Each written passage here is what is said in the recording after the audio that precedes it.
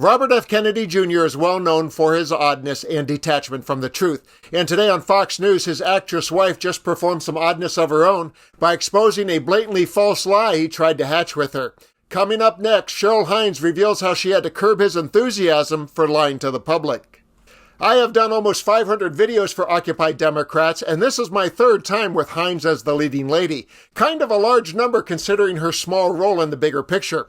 First, there was the time the couple did a promotion for her body products, and she delivered an award-winning performance pretending to be surprised by his appearance. You can't take a shower. I'm doing a video. No, you've got to give me a second. I'm doing a video for Hines and Young. Okay, honey, it's 60% off. And then there was the time the one-time Democrat was snubbed by Trump after her one-time Democrat husband switched teams. Lights are on. It's pretty incredible. That's crazy. It's insane. But after those two awkward moments, Cheryl Hines has somehow flown under my news radar. That is until today. In just a minute, I will show you the moment that she revealed his less than honest nature with an anecdote about their marriage. But first, here's a clip from her recent appearance on The View, where the hosts were not as friendly as they were on Fox, and they grilled her about her odd mister. This is not your fight, really, to be fighting. Yeah. This is your husband's fight. Thank you for acknowledging that. But go ahead. But here's what we're talking about. I do want to say, you know, he's not a doctor and he's not a professional. Yes. And oftentimes when he's talking, he is speaking not with the best information that we can get because, you know, yeah, we could do a lot better with health stuff. And there's a lot of stuff he can do. And some of the things he's suggested take it out of the hands of my doctor and me and my OBGYN and me. And I wonder, does it give you pause and are you able to say, you know, that might not actually be so because I've got my experience and I've lived with this and I'm still here. So are you able to have those conversations with her?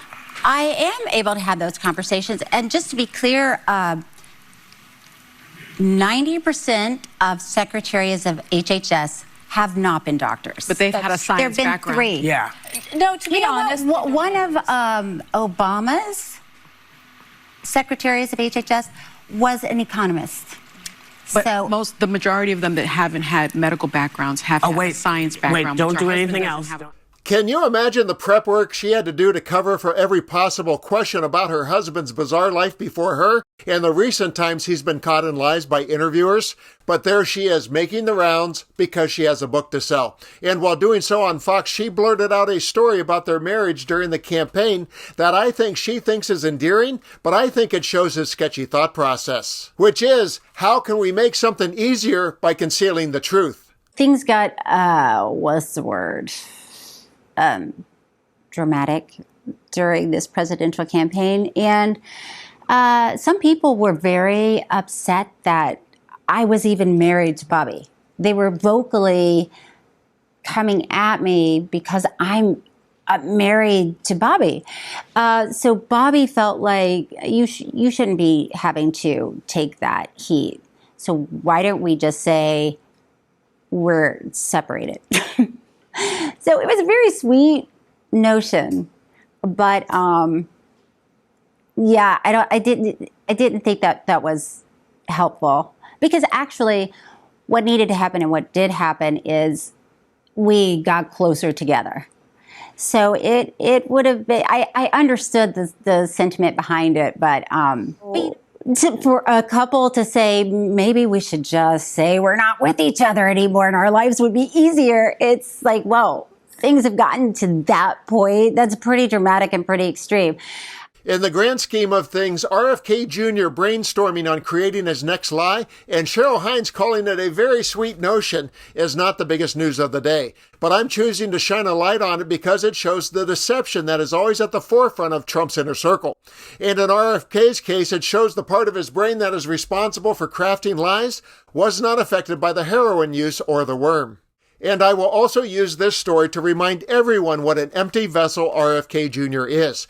He and Trump were never on the same political page, but Trump desperately wanted Kennedy's 1% of the vote, so he offered him a seat at the table, and Kennedy took the deal with the devil because he desperately wanted to create some chaos of his own.